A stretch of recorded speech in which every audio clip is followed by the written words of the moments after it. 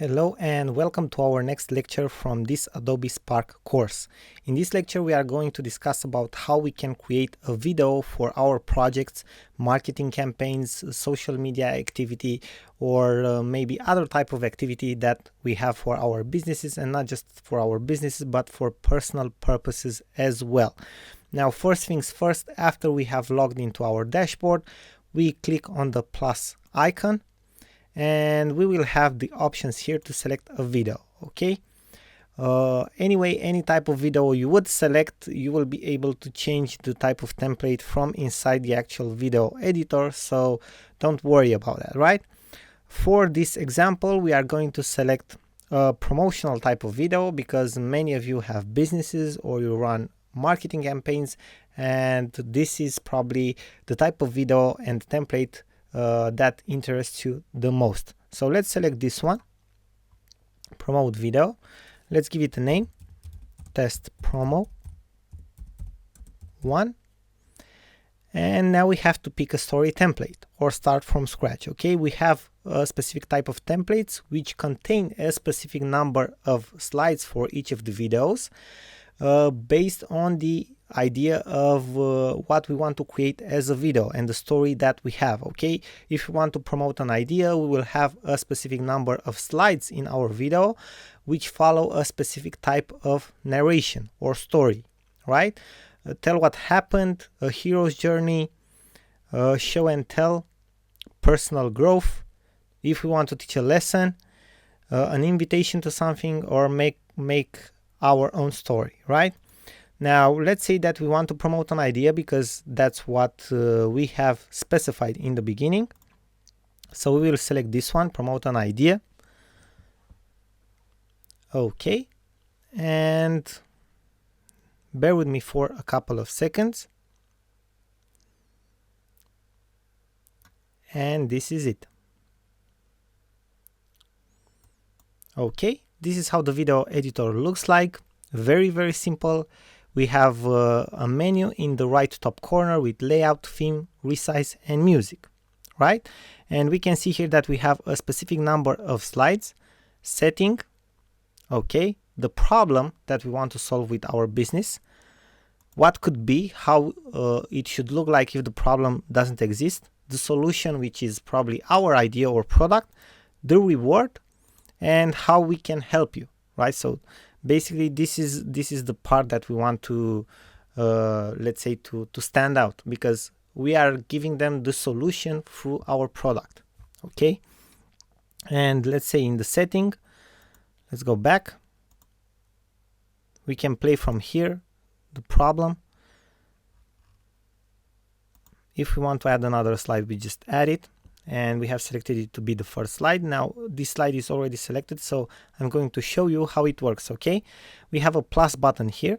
That means that on this slide we can add whatever we want, a text, a video, a photo, or an icon.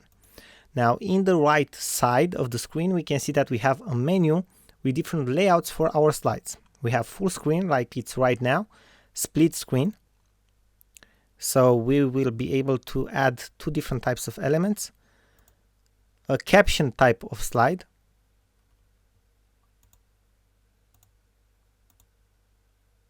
and the caption type of slide is a little bit different, okay, because you can add captions to your slide, or a title and text. Okay, and with title and text we just have to select from here the titles. Okay, and from here a video or a photo. In the caption section can select the video, photo, and the actual caption. Right, and let's say that we want to leave it full screen. We want caption, this is how it's going to look like, title, this is how it's going to look like. Now you can also add voice over to your slides and videos, which is very cool. You have to keep pressed this button here for mic recording, okay, for recording your voiceover with your microphone.